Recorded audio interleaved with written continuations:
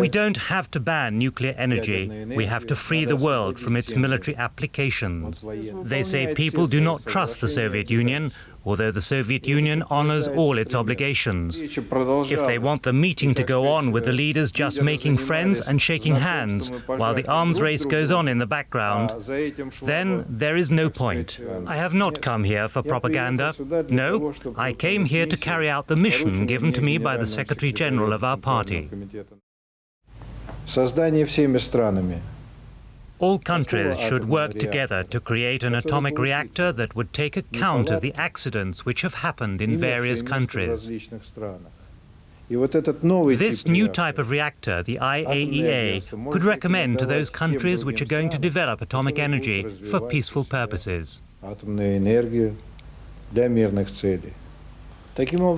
We see that even peaceful use of atoms, controlled within a reactor, can cause great harm to human life. But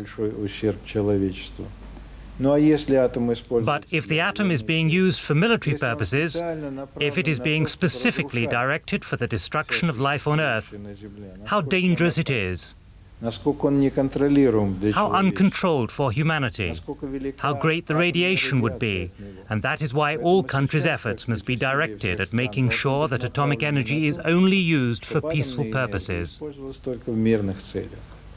We don't have to ban nuclear energy. We have to free the world from its military applications.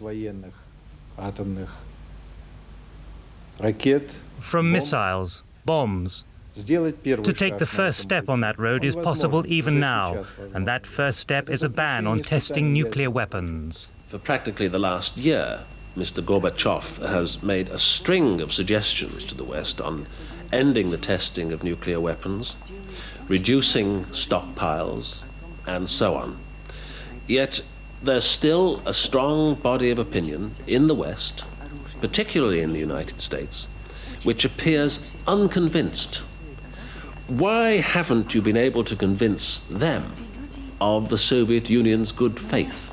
We did indeed, and in the next few days our government will put forward new proposals to cut conventional weapons and forces from the Atlantic to the Urals, widespread proposals with the relevant verification.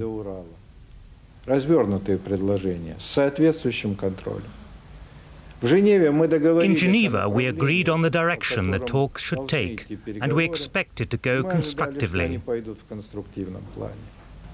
But convincing those whose aim is the opposite, whipping up the arms race, is very difficult because their aims are diametrically opposed to the goals of disarmament. Take this example. They say people do not trust the Soviet Union, although the Soviet Union honors all its obligations, while the US president is breaking the last agreement which exists between us and the United States to curb the arms race. SALT II.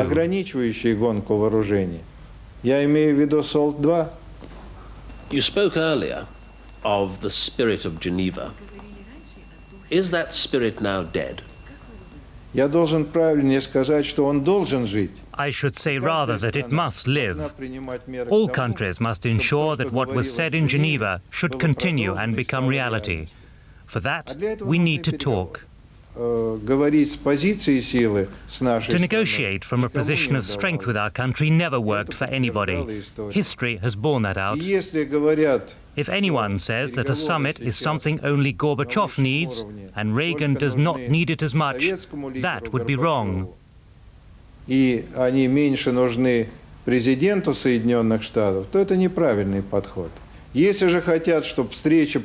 they want the meeting to go on with the leaders just making friends and shaking hands while the arms race goes on in the background, then there is no point.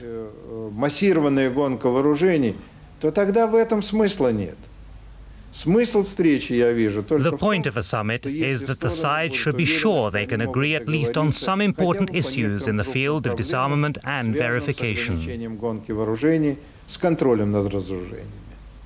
You called earlier this week for Britain to do some new political thinking and use its leverage, its special influence with the United States.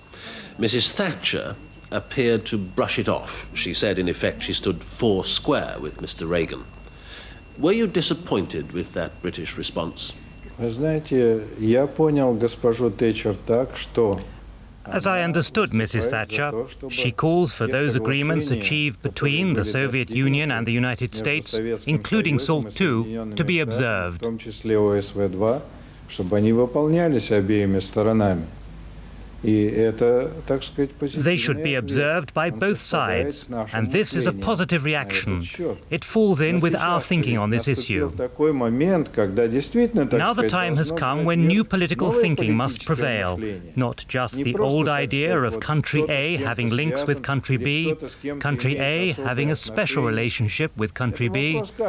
It is a question that concerns each country, that there are international issues on which every country has a contribution to make, to resolve the problems common to all of us.